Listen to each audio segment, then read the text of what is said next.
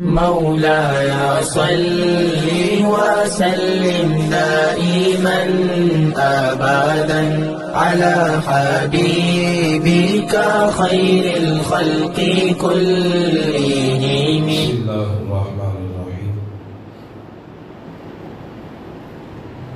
الحمد لله رب العالمين والعاقبة للمتقين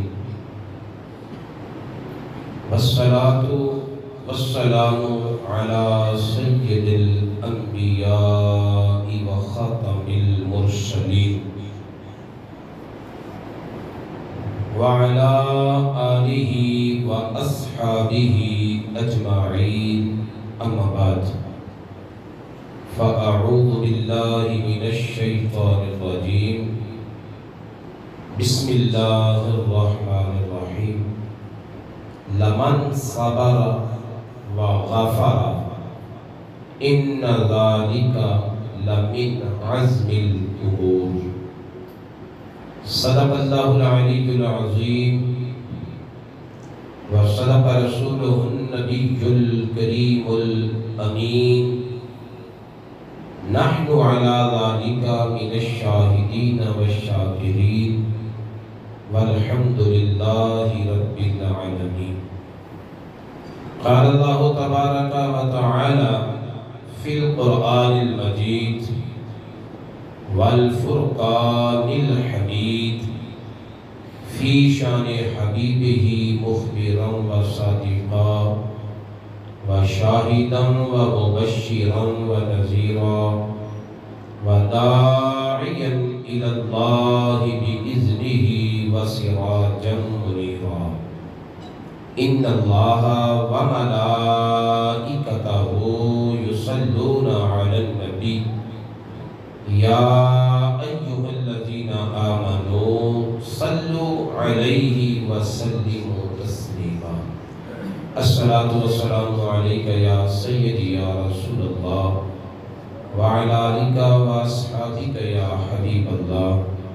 الصلاة والسلام عليك يا سيدي يا رسول الله وعلى آلك وأصحابك يا رحمة للعالمين.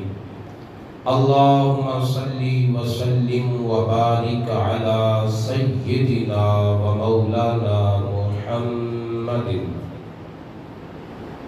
كريم الآباء والأمهات وعلى آله وعترته وأزواجه أمهات المؤمنين وعلى جميع أصحابه وأولياء أمته وعلماء ملته وأمته أجمعين عدد كرمك يا كريم یا کریم یا کریم یا کریم.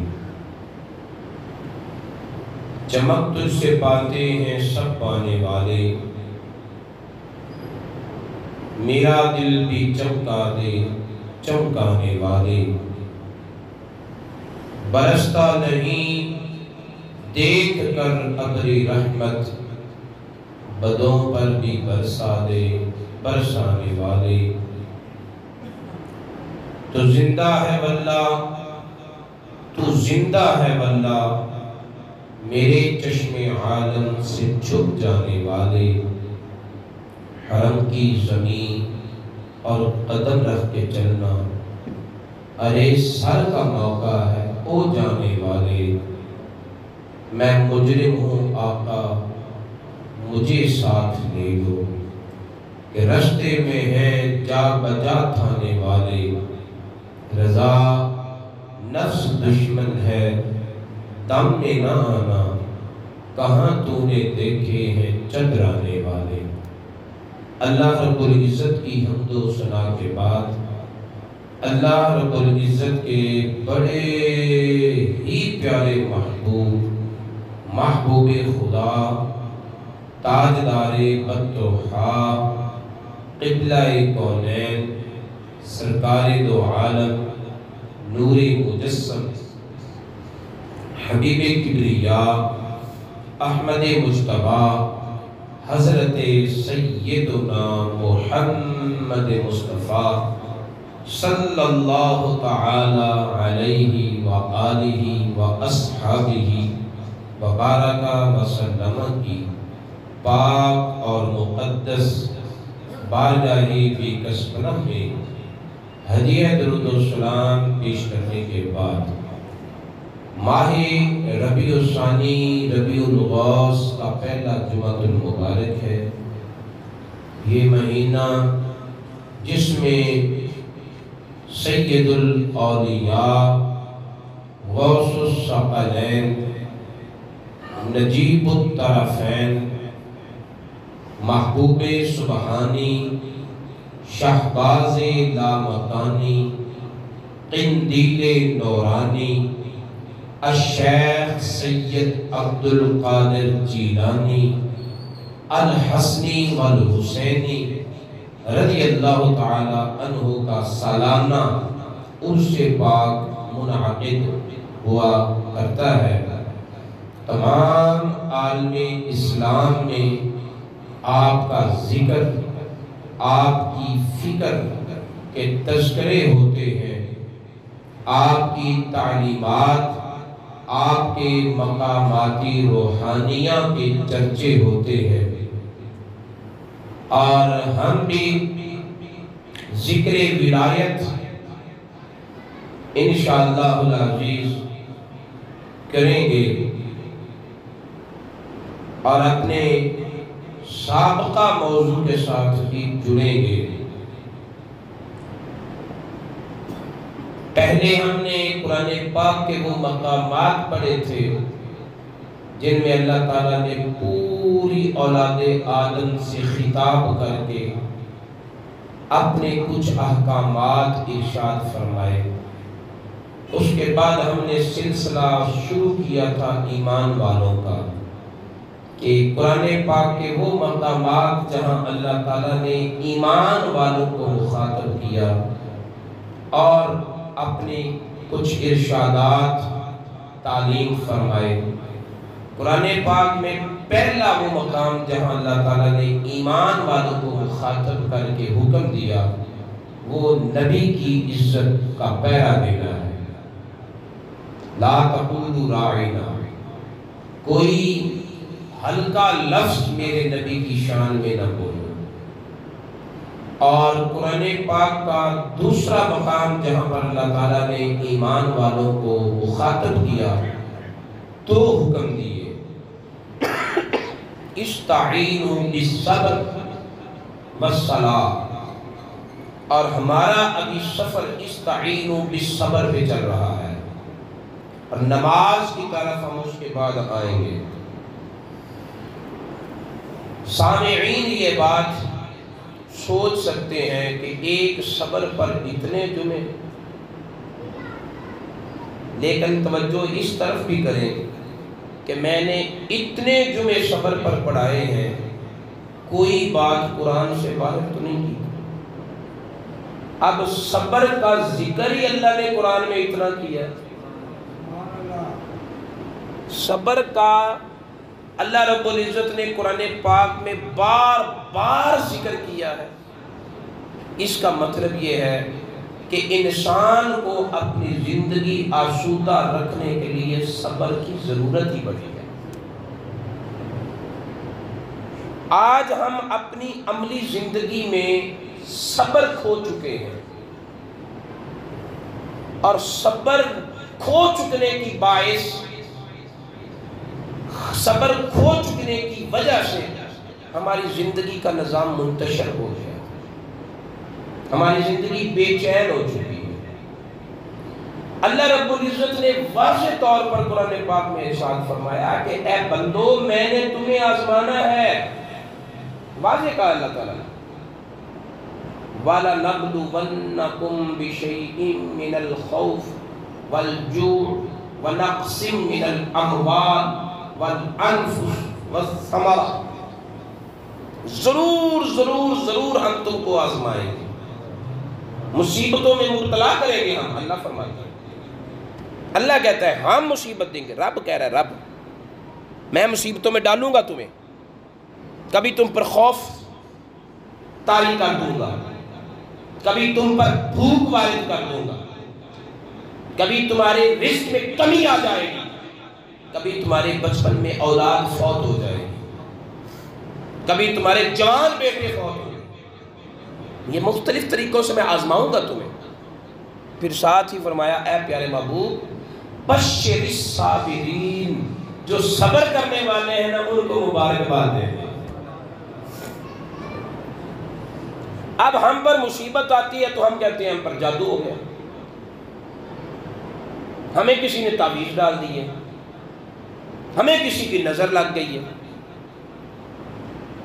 ہمارے جو رشتہ دار ہیں نا وہ ہمیں خوش دیکھ نہیں سکتے تھے، بدگمانیاں، الزامات، تہمتیں۔ تیرا اپنے رب پر ایمان کہاں گیا؟ تیرا خدا تجھے کچھ دے، کون سا جادوگر ہے جو روک لے گا؟ بولو تو صحیح۔ تیرا رب تجھے کچھ عطا فرمائے، کون سے تعویذ میں طاقت ہے کہ تیرے رب کی عطا کو روک لے گا؟ تیرا رب تجھے کچھ نہ دینا چاہے، کون سا بابا ہے جو تجھے دلا دے گا؟ اولیاء کرام کے بارے میں جو ہمارے اعتقادات ہیں نا، انہی ولیوں کی کتابوں میں ان کا رد ہے، انہی ولیوں۔ مثلا اب ہم کہتے ہیں کہ شیخ سید عبد القادر جیلانی ولی تقدیر بدل دیتے ہیں، ایسے ہی نا؟ داتا علی اجویری کی تقدیر بدلنے والے دا ہے ویچ لاہور دے ڈیرا۔ داتا علی اجویری کی کشف المحجوب پڑھو، شیخ سید عبد القادر جیلانی کی فتوح الغیب پڑھو، دونوں بزرگ لکھتے ہیں تقدیر بدلتی نہیں۔ بولو تو صحیح یار۔ کوئی تمہارے رب کی ربوبیت میں مداخلت کرے پھر اللہ کا ولی ہے؟ اللہ فرماتا ہے میرے تو ولی وہ ہیں جو میرے حکموں پہ چلتے ہیں۔ بولتے ولی وہ ہیں جو اللہ کے حکموں پر چلیں، وہ نہیں ولی جو اللہ پر حکم چلائیں۔ ہے کسی میں دم؟ اللہ پر حکم چلائے۔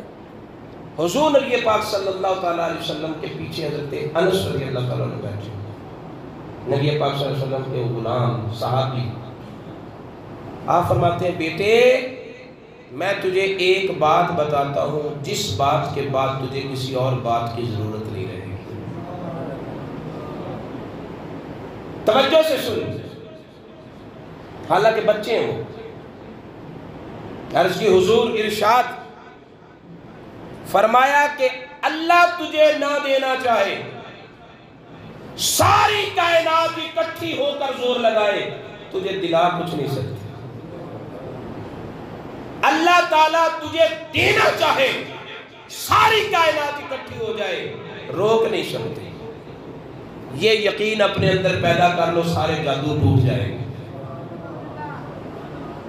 یہ ایمان اپنے اندر راسخ کر لو، سارے تعویذ نکل جائیں گے۔ وہ تعویذ تمہارے گھروں میں نہیں پڑے، وہ تعویذ تمہارے دماغوں میں پڑے ہوئے۔ یہ جادو وہ تمہارے رشتوں پر نہیں ہوا، جادو تمہارے ایمان پر ہو چکا ہے۔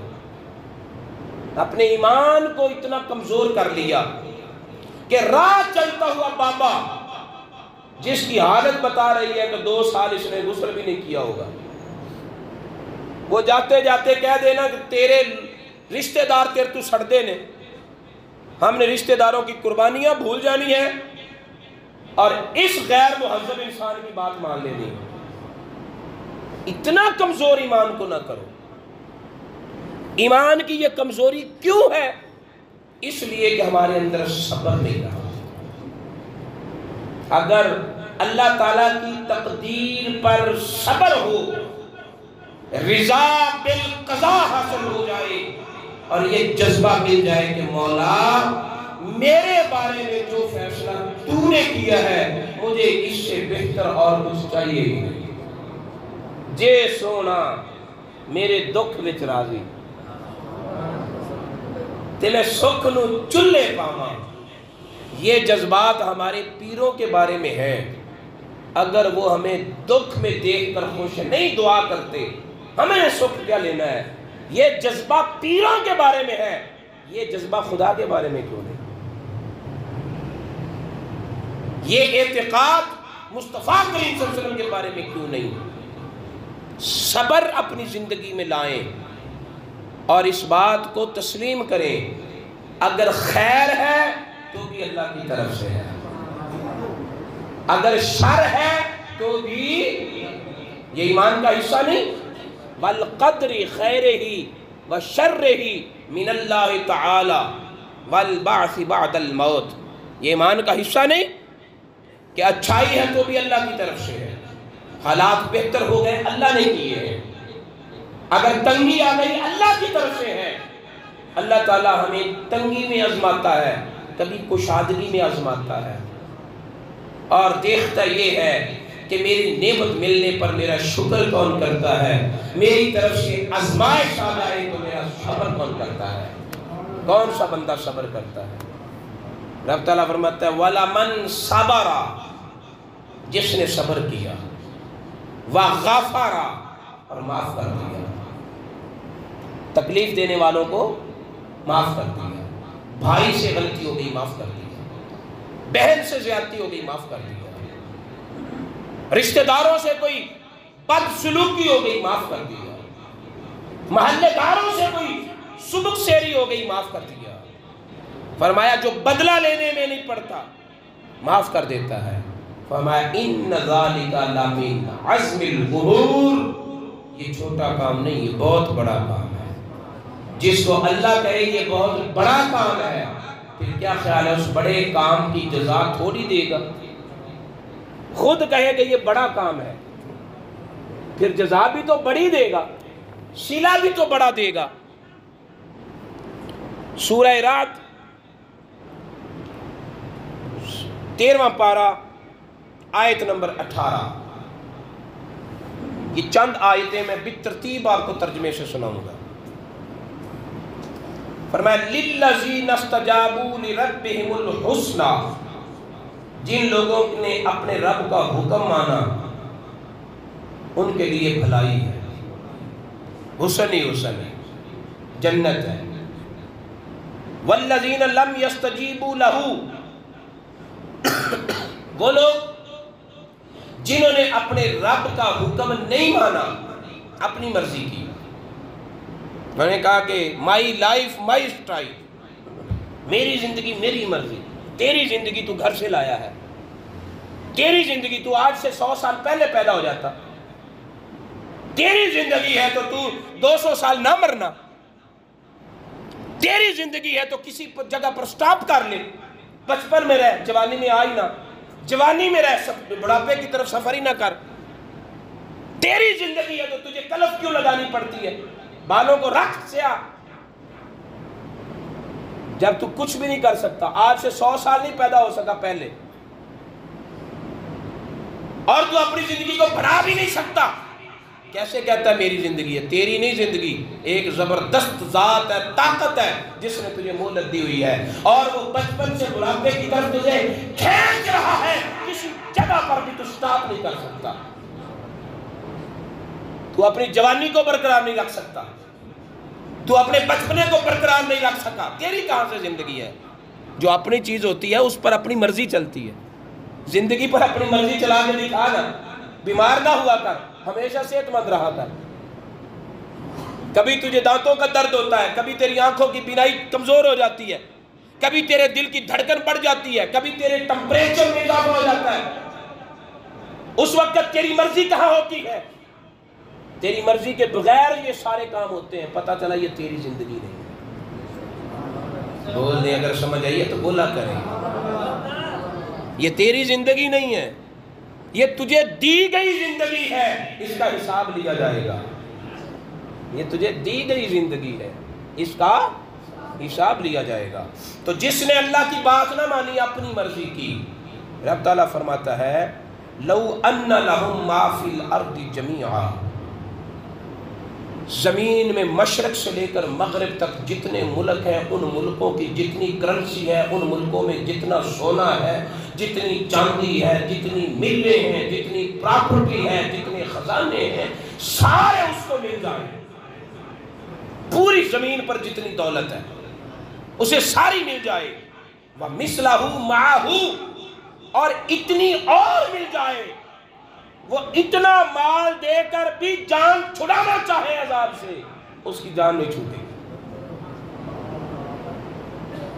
لَفْتَدَوْا بِهِ، وہ اپنا فدیہ دینا چاہے، زمین کا پورا خزانہ، اتنا اور اتنی دولت دے کر بھی اس کی عذاب سے جان نہیں چھوٹے گی۔ اولئک لہم سوء الحساب، ایسے لوگ جو اپنی مرضی کرنے والے ہیں، اللہ فرماتا ہے ان سے بدترین حساب لیا جائے گا، سخت حساب لیا جائے گا ان سے۔ وَمَأْوَاهُمْ جَهَنَّمْ، ان کا ٹھکانہ دوزخ ہوگا، وَبِئْسَ الْمِہَادُ، اور یہ بہت برا ٹھکانہ ہے، یہ اچھی جگہ نہیں ہے۔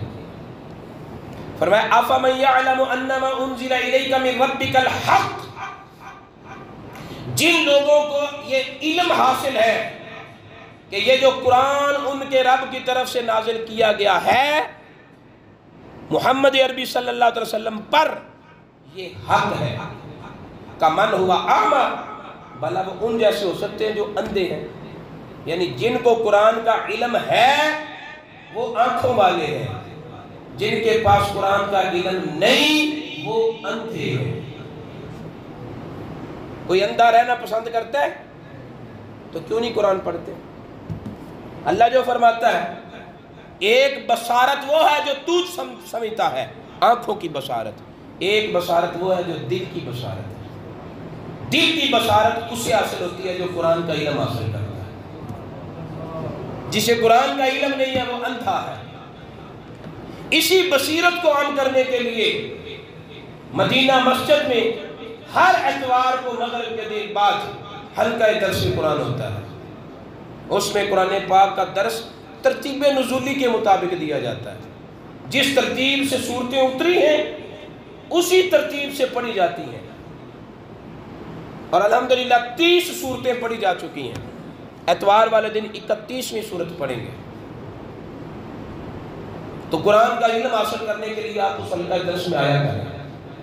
اب تو انتظامیہ کے افراد نے ماشاءاللہ اتنی دلچسپی لی کہ جو لوگ آتے ہیں ان کے لیے تبرک کا انتظام بھی کر دیا، تو وہ جو قرآن پڑھنے کے لیے سیکھنے کے لیے آئیں گے وہ خالی نہیں آئیں گے، کچھ نہ کچھ تبرک لے کر جائیں گے، علم کا تبرک بھی لیں اور پیٹ کا تبرک بھی لیں، جسمانی غذا بھی روحانی غذا بھی، دونوں غذاؤں کا انتظام کر دیا کہ آپ تشریف لایا کریں۔ انما یتذکر اولو الالباب، فرمایا نصیحت حاصل وہ لوگ کرتے ہیں جو عقل والے ہیں۔ کون کہہ رہا ہے؟ اللہ، کہ نصیحت وہ حاصل کرتے ہیں جو عقل والے ہیں۔ عقل والے کون ہیں؟ فرمایا الذین یوفون بعہد اللہ، عقل والے وہ ہیں جو اللہ سے کیا ہوا وعدہ پورا کرتے ہیں۔ کہہ دیا نا لا الہ الا اللہ، تیرے سوا کوئی عبادت کے لائق نہیں، محمد الرسول اللہ صلی اللہ علیہ وسلم، محمد اللہ کے رسول ہیں، تو پھر وہ اللہ کو ٹائم دیتے ہیں، اس کے احکامات سمجھنے کے لیے آتے ہیں۔ فرمایا جو اللہ کے وعدوں کو پورا کرتے ہیں، وَلَا يَنْقُضُونَ الْمِيثَاقَ، اور وہ وعدہ کر کے توڑتے نہیں، جو اللہ کا وعدہ کیا ہے اللہ سے اس وعدے کو توڑتے نہیں ہیں۔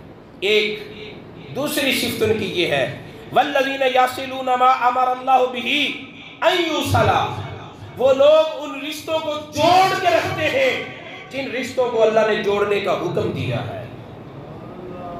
وہ سال سال بھائی سے منہ بنا کے نہیں رکھتے، وہ خونی رشتہ داروں کے سامنے ضد اور ہٹ درمی کو جگہ نہیں دیتے، وہ غلطیاں معاف کرتے ہیں اور رشتوں کو نبھاتے ہیں۔ وَيَخْشَوْنَ رَبَّهُمْ، اور وہ اپنے رب سے ڈرتے ہیں۔ وَيَخَافُونَ سُوءَ الْحِسَابِ، اور وہ لوگ بدترین حساب سے ڈرتے ہیں۔ وہ کہتے ہیں کہیں ہمارا اللہ تعالیٰ سخت حساب نہ لے، وہ حساب و کتاب سے ڈرتے ہیں۔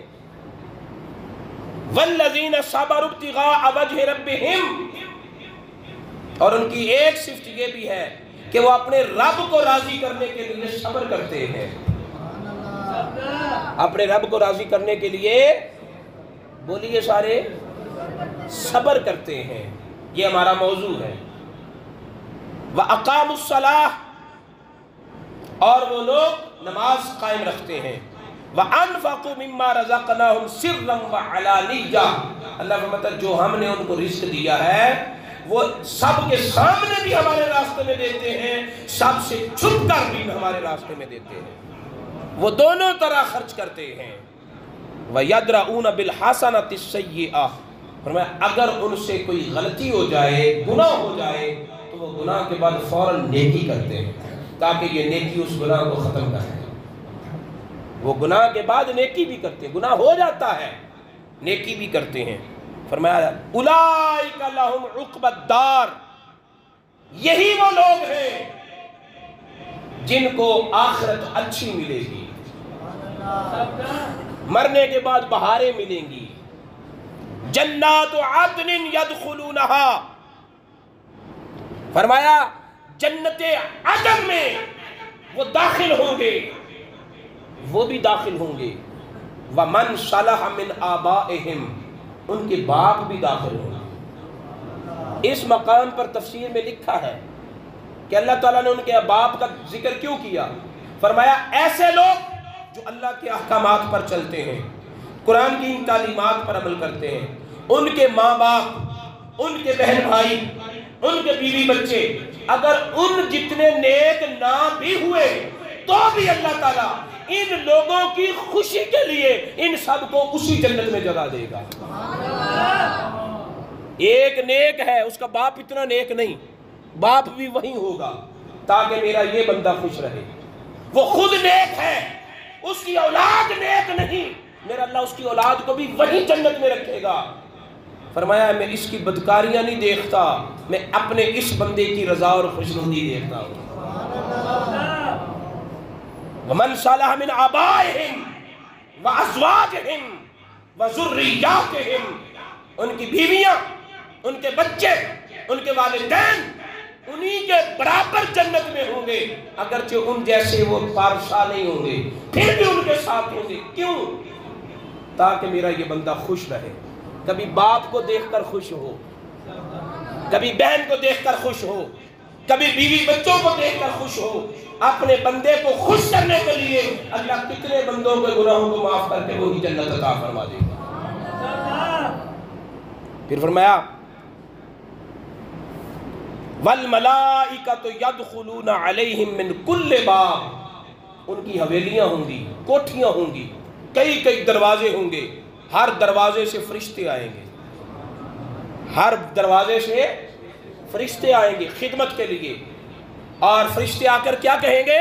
سلام علیکم، سلام ہو تمہیں، سلامیاں دیں گے،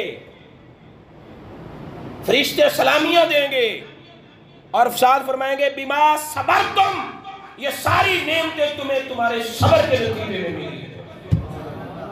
یہ ساری نعمتیں بولیے سارے، بولے نا، صبر کی وجہ سے ملی ہیں۔ صبر کریں، صبر کو اختیار کریں۔ اللہ تعالیٰ نے اتنی مرتبہ قرآن میں صبر کا ذکر کیا اس لیے کہ تمہیں صبر کی ضرورت زیادہ ہے۔ فرمایا جائے گا سلام علیکم بما صبرتم، تمہیں سلام ہو تمہارے صبر کی وجہ سے۔ تمہیں رزق تھوڑا دیا گیا، تم نے صبر کیا، یہ نہیں کہا کہ مجھ پہ جادو ہو گیا۔ تمہارے کاروبار میں نقصان آیا، تم نے کہا یا اللہ جو تیری رضا وہ میری رضا، یہ نہیں کہا پیر صاحب مجھ پر تعویذ پڑ گئے ہیں کاروبار بند ہو گیا۔ وہ اللہ کی تقدیر سمجھتے ہیں، اللہ کی رضا پر راضی رہتے ہیں۔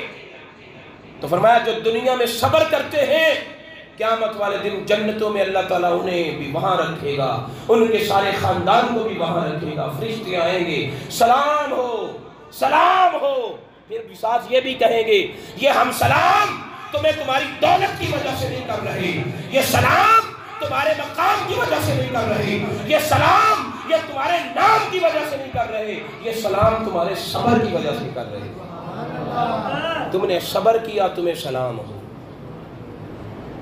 فَنِعْمَ عُقْبَ الدَّارِ، اللہ تعالیٰ فرماتا ہے تو پھر یہ آخرت کا ٹھکانہ کتنا اچھا ہے۔ اس کے سامنے دنیا کی کوئی حقیقت ہے؟ بولیے کتنا اچھا ٹھکانہ ہے۔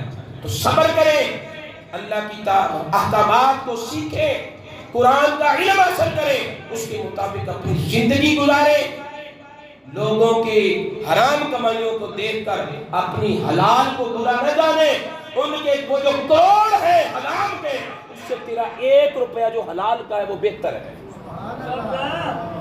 حرام کے 1 کروڑ سے حلال کا 1 روپیہ بہتر ہے، بلکہ بہت بہتر ہے، کیونکہ اس پر اجر ملے گا، اس پر سزا ملے گی۔